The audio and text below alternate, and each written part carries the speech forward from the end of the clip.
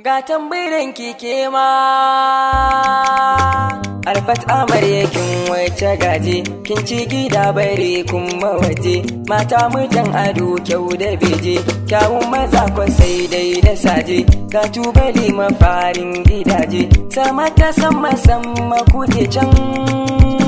Tafin kafa kike ke amarya in ba bike a tayar da zaune, masu musu kice su bari idan sun ki sai mu ja musu kunne. Daudin tsiya kije ki yi shara, karki gudun gida mai azara, ga tallafin ki kun yara kun ya gare ki har ma da kara, cikin zaman ko karki gadara, karki yi takama ko da kin yi dacen samun wadatar mazauni. Sirrin kina ku ne dukkanin shirin ki karki yi shi sai da tunani, iya tausasa murya da zance akan ki ango zai iya rance, domin kawai da ke ku yi kawance in baki yaya za ya kasance, zama da ke hakan ya amince.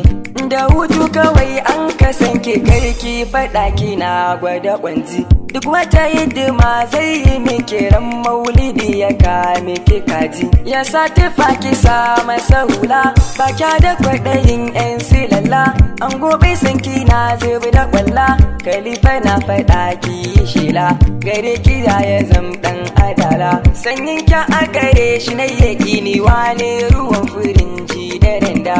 ba mu ni gare ki ni na san darajar kina da tsada.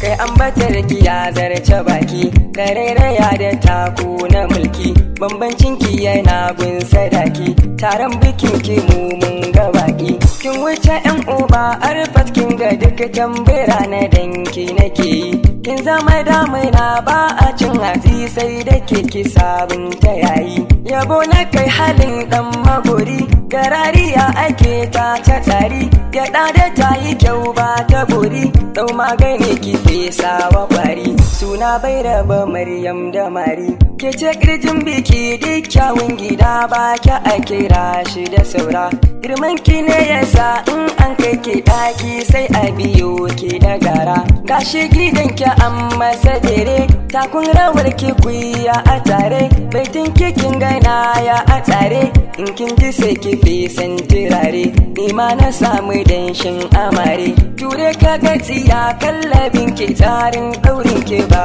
shi misalto,